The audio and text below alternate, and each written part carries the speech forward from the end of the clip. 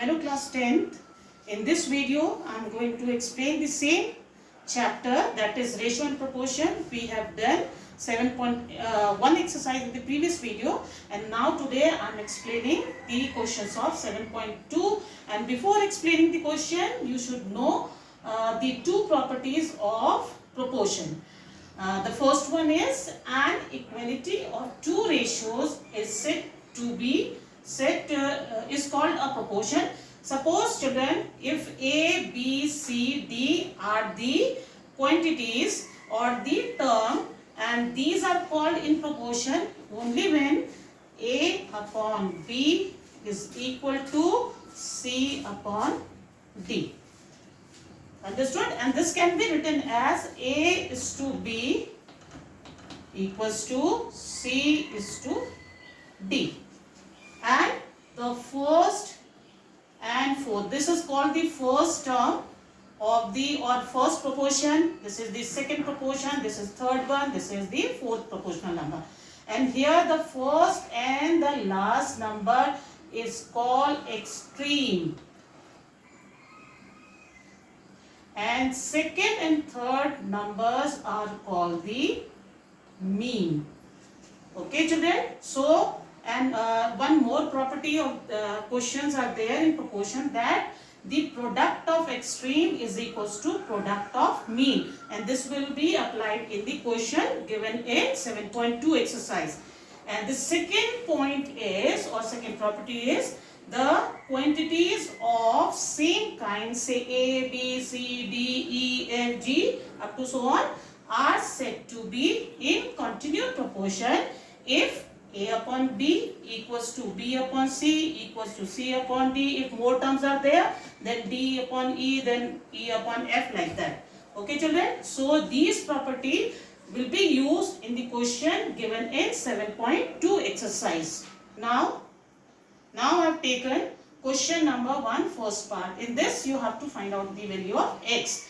Always remember the property that the product of extreme equals to product of mean. So product of extreme is 10 and 42, and mean terms are 35 and x. So 35 multiplied by x equals to 10 multiplied by 42. So you can get the value of x easily from here.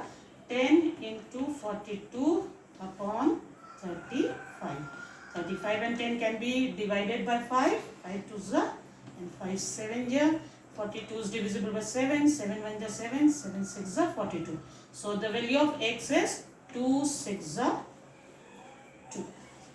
Okay children. And in some of the question in this exercise, you have to find out either the fourth proportion or the third proportion. Suppose A, B, C are given, three numbers are given, and you have to find out the fourth proportion. So you will take let the fourth proportional be x, and using the same formula, that product of extreme equals to product of mean.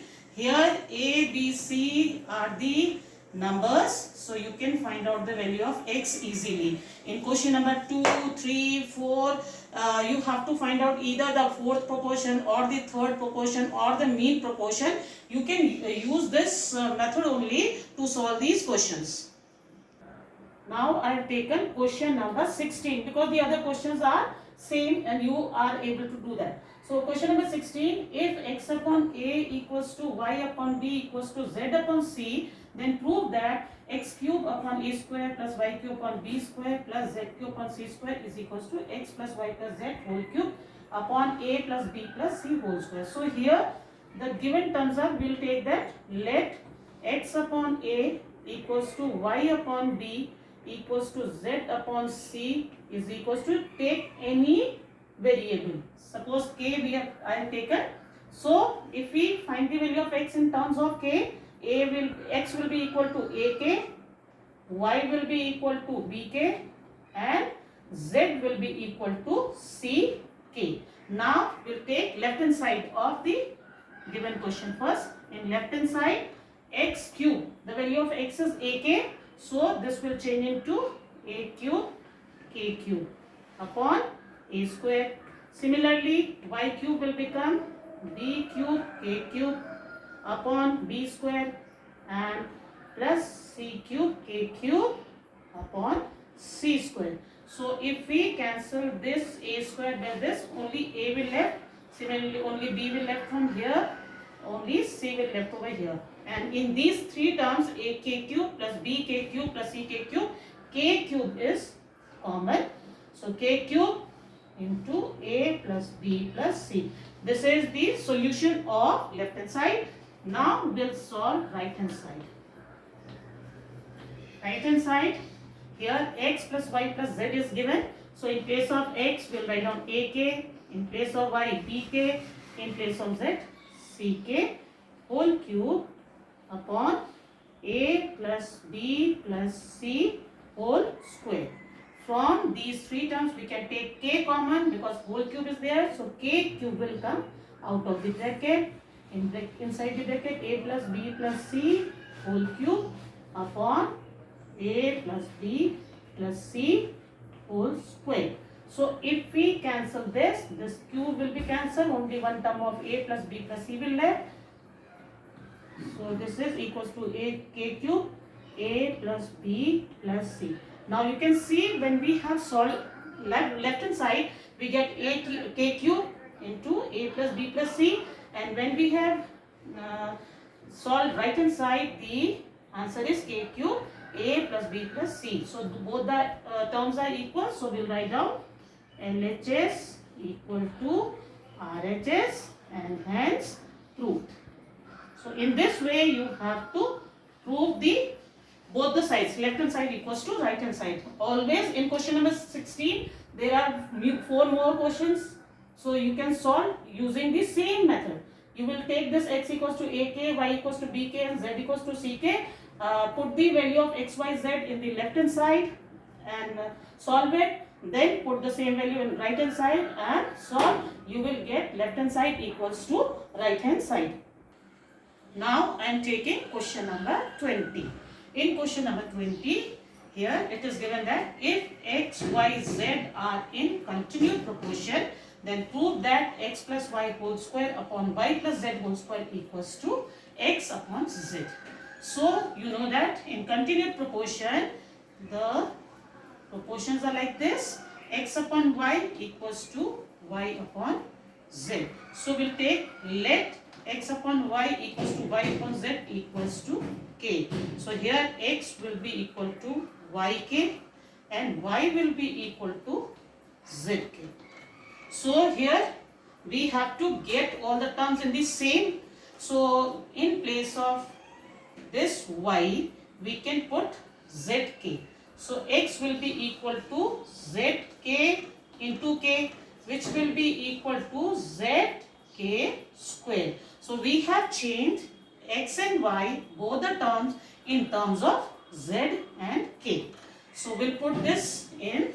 First of all, we'll change, we'll solve the left hand side. Left hand side is x plus y whole square upon y plus z whole square.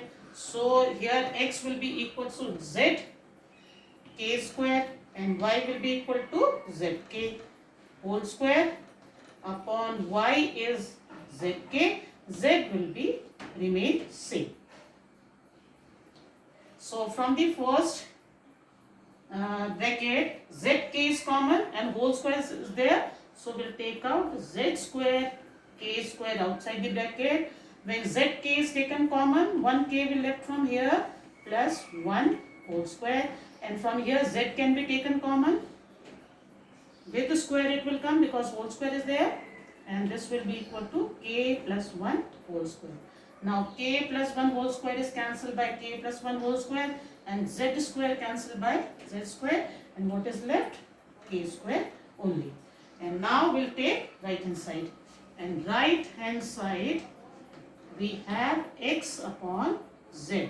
The value of x is z k square upon z only. So if we divide this z by z, we get only k square. So if you see both the solution of left hand side and right hand side, what we get at the last? K square, k square. So next we can write LHS equals to RHS, hence root. Now I think you have understood all the question which I have explained in this video. So this will help you to solve the question of 7.2 exercise. Go through the example also. It will make you easy to solve the question of this exercise.